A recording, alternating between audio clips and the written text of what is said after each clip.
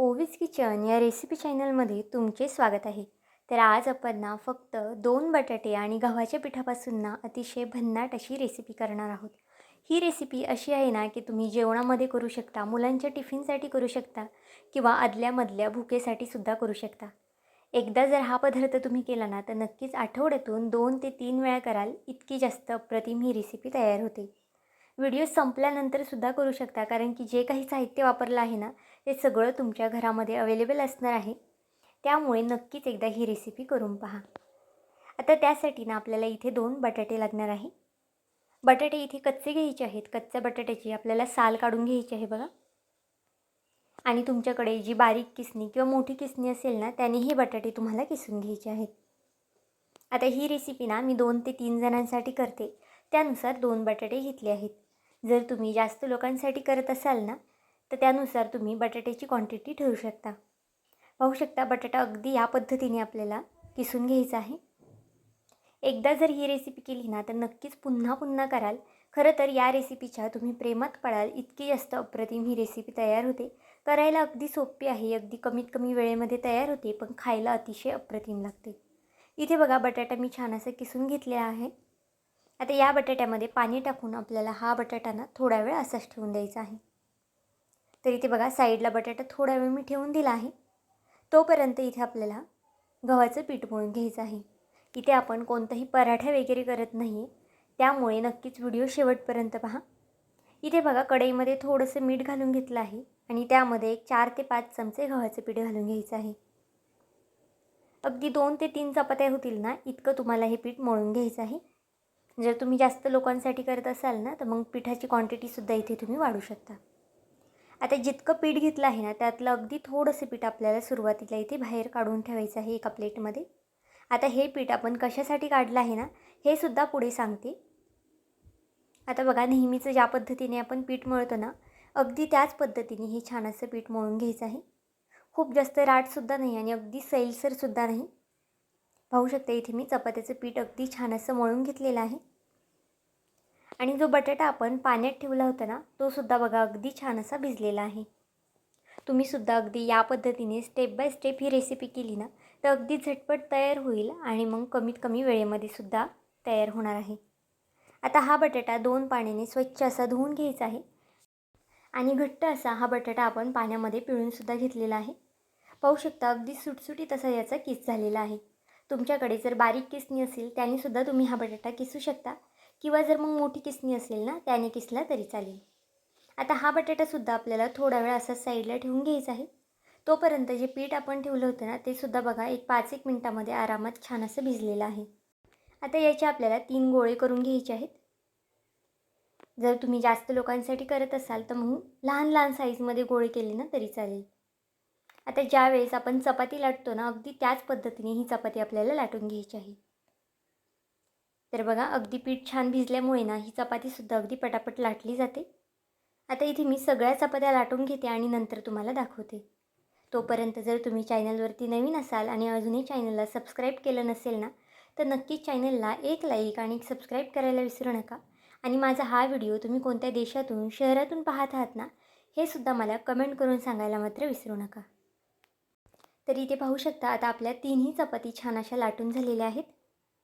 आता ह्यासुद्धा थोडा वेळ साईडला ठेवूया आणि जो आपण बटाट्याचा किस करून घेतला होता ना तो एका इथे बाउलमध्ये किंवा एखाद्या भांड्यामध्ये इथे घेऊन ठेवूया. तुम्हीसुद्धा अगदी याच पद्धतीने सुरुवातीला चपात्या लाटून घ्या आणि नंतर ही प्रोसेस करा. जर तुम्ही अगोदर बटाट्यामध्ये सगळं सामान टाकलं आणि नंतरच चपात्याचं पीठ किंवा चपाती लाटली ना तर मग हे खूप जास्त पातळ होतं किंवा त्याला पाणीसुद्धा सुटतं. आता बघा बटाट्यामध्ये आपण चवीनुसार मीठ घातलं आहे. अगदी थोडंसं चिली फ्लेक्स घातलं आहे. चिली फ्लेक्स घालणं अगदी ऑप्शनल आहे.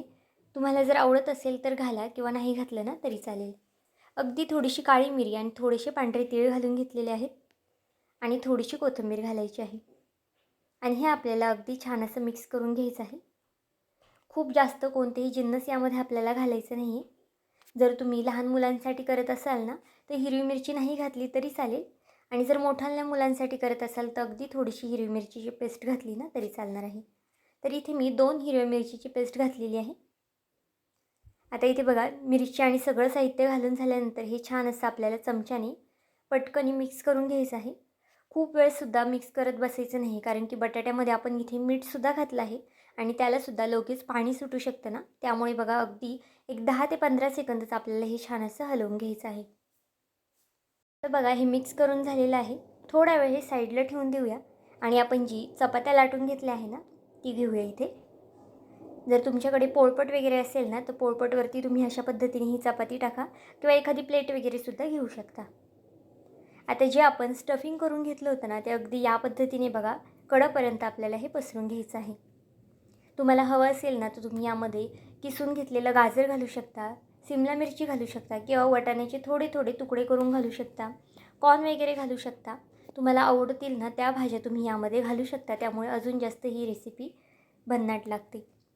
आता बघा अगदी कडेपर्यंत असं स्टफिंग भरून घ्यायचं आहे आपल्याला. जितकं तुम्ही स्टफिंग जास्त भराल ना, तितका हा पदार्थ खायला छान लागतो. इथे बघा सगळीकडून मी कडेपर्यंत हे स्टफिंग लावून घेतलेलं आहे. आता याचा आपल्याला अगदी या पद्धतीने रोल करून घ्यायचा आहे. आपण ज्या पद्धतीने आळूवडी वगैरे करतो ना, अगदी तशीच आपल्याला ह्याचा रोल करून घ्यायचा आहे. फक्त रोल करताना ना, अगदी सैलसर रोल करू नका. थोडासा घट्टसर किंवा थोडासा दाबून असा हा रोल करून घ्या. तुम्ही जर एकदा ही रेसिपी केली ना, तर नक्कीच पुन्हा पुन्हा कराल, कारण की अगदी घरातल्या साहित्यामध्ये तयार होते. आणि जर तुम्हाला अजून काही भाज्या ह्यामध्ये ॲड करायच्या असतील ना, जसं की मुलं बीट वगैरे खात नाही, गाजर वगैरे खात नाही, तर त्यासुद्धा भाज्या तुम्ही यामध्ये घालू शकता. अगदी मार्केटमध्ये किंवा बाजारामध्ये महागडा हा पदार्थ मिळणारा ना, तो आपण घरी अगदी काही वेळातच करू शकतो. आपण मार्केटमधून खूपदा स्प्रिंग रोल वगैरे आणतो, तर ते बाहेरून न विकत आणताना अगदी या पद्धतीने तुम्ही घरी बनवू शकता. इथे बघा सगळे रोल अशाच पद्धतीने मी तयार करून घेतलेले आहेत सगळे.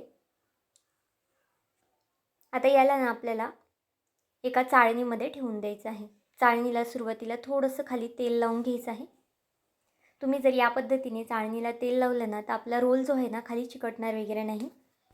आता एक एक रोल आपल्याला यामध्ये ठेवून घ्यायचा आहे. तर इथे पाहू शकता अगदी याच पद्धतीने तुम्हीसुद्धा हे रोल ठेवून घ्या. जर चाळण लहान असेल ना, तर बघा अगदी या पद्धतीने थोडीशी दुमडून ठेवा, म्हणजे अगदी व्यवस्थित बसले जातात.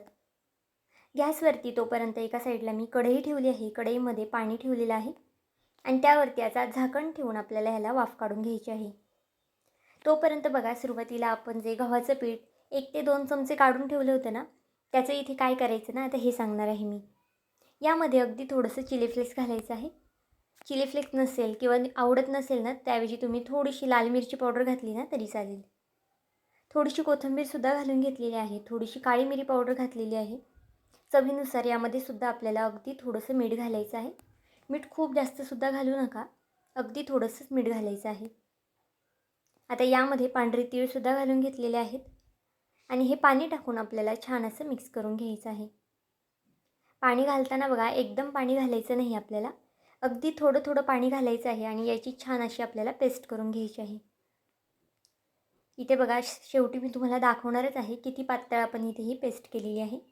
खूप जास्त पातळ पेस्ट करायची नाही, नाहीतर मग आपण जे रोल करून ठेवले होते ना, त्याला कोटिंग व्यवस्थित बसत नाही. त्यामुळे थोडीशी जी स्लरी आहे ना, ती जाडसर ठेवायची आहे. तर इथे पाहू शकता याची कन्सिस्टन्सी तुम्ही बघा. अगदी पातळसुद्धा नाही आणि खूप जास्त घट्टसरसुद्धा नाही. आता हे बॅटर आपलं तयार झालेलं आहे आणि थोड्या वेळाने आपलं बघा जे आपण उकडून ठेवलेले किंवा वाफळून ठेवलेल्या वड्या होत्या ना, त्यासुद्धा तयार झालेल्या आहेत. आता याच्या तुम्हाला तुमच्या आवडीनुसार तुम्ही यांना आकार देऊ शकता किंवा याच्या वड्या पाडू शकता. बघा आतल्या साईडने सुद्धा अगदी छान अशा ह्या शिजलेल्या आहेत. एक 6 ते 7 मिनटामध्ये ना अगदी छान अशा वाफळल्या जातात. गव्हाचं पीठ आहे त्यामुळे खूप जास्त वेळसुद्धा लागत नाही. आतमध्ये आपण यामध्ये बटाटा घातला आहे. तो सुद्धा अगदी एक 5 ते 6 मिनटामध्ये शिजला जातो. आता थोडे थोडे क्रॉस साईजमध्ये मी बघा हे कट करून घेते. अगदी ज्या पद्धतीने बाहेर स्प्रिंग रोल वगैरे भेटतात ना, त्याच पद्धतीने आपल्याला हे कट करून घ्यायचे आहे. तुम्हाला हवं असेल तर तुम्हाला जर मैद्याचं वगैरे करायचं असेल ना, तर तुम्ही हे मैद्याचं सुद्धा करू शकता, कारण की मैद्याचं सुद्धा खायला छान लागतं. आणि जर छान पौष्टिक वगैरे करायचं असेल ना, तर गव्हाच्या पिठाचं सुद्धा करू शकता. आता सगळे रोल अगदी याच पद्धतीने बघा मी कट करून घेतले आहेत. जर तुम्हाला तेलकट वगैरे खायचं नसेल किंवा जर तुम्ही वयस्कर लोकांसाठी करत असाल ना ही रेसिपी, तर तुम्ही त्यांना अशाच सुद्धा ह्या वड्या खायला देऊ शकतात, कारण की आपण यामध्ये सगळं स्टफिंग भरलेलं आहे आणि ते सुद्धा छान शिजलेलं आहे. पण इथे ना आपण अगदी छान कुरकुरीत असा हा पदार्थ करतोय ना, त्यामुळे हे मी तळून घेणार आहे. आता बघा एका एका वड्यांना आपण हे बॅटर लावून घ्यायचं आहे आणि तेलामध्ये छान सोडून घ्यायचं आहे. तेल इथे सुरुवातीला आपल्याला छान असं कडकडीत तापून घ्यायचं आहे आणि नंतरच या वड्या सोडून घ्यायच्या आहेत. तर इथे पाहू शकता, इथे मी चेक करून घेतलं होतं तेल आपलं तापलं आहे की नाही. अगदी छान पद्धतीने तेल तापून झालेलं आहे. आता यामध्ये एक एक करून ह्या वड्या सोडून घ्यायच्या आहेत. जर कढई खूप जास्त खोलगटी असेल ना, तर एका टायमाला तुम्ही एक 2 ते 3 वड्या सोडू शकता. किंवा जर कढई छान अशी पसरटी असेल ना, तर एका टायमाला तुम्ही एक 6-7 वड्या सोडल्या ना तरी चालेल. आता मीडियम गॅसवरती ह्या वड्या आपल्याला छान अशा खरपूस तळून घ्यायच्या आहेत. गॅस खूप जास्त फास्ट करायचा नाही किंवा स्लोसुद्धा ठेवायचा नाही. अगदी मीडियम गॅस ठेवायचा आहे आणि मीडियम गॅसवरतीच ह्या वड्या आपल्याला छान गोल्डन किंवा बदामी रंग येतोपर्यंत ना तळून घ्यायच्या आहेत. तर इथे बघा एक 6 ते 7 मिनटं मला लागले आहेत या वड्या तळायला. इथे पाहू शकता तुम्ही किती जास्त क्रिस्पी आणि कुरकुरीत अशा ह्या वड्या तयार झालेल्या आहेत. आतून अगदी सॉफ्ट लागतात आणि वरच्या साईडनी ना छान ह्याचा जो कवच आहे ना तो कुरकुरीत होतो.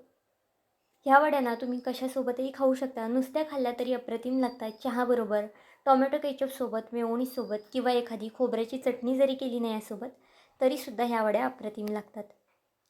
नक्कीच एकदा ही रेसिपी करून पहा. मुलांच्या टिफिनसाठी करा किंवा मग आदल्यामधल्या वेळेमध्ये छोट्या मोठ्या भुकेसाठी केली ना तरी चालणार आहे. तर आजची ही गव्हाचे पीठ आणि बटाट्याची रेसिपी तुम्हाला कशी वाटली मला हे कमेंट करून नक्की सांगा. आणि चॅनलवरती नवीन असाल तर चॅनलला एक लाईक आणि सबस्क्राईब करायला विसरू नका. पुन्हा भेटूया आपण अशाच एका नवीन व्हिडिओमध्ये. तोपर्यंत बाय.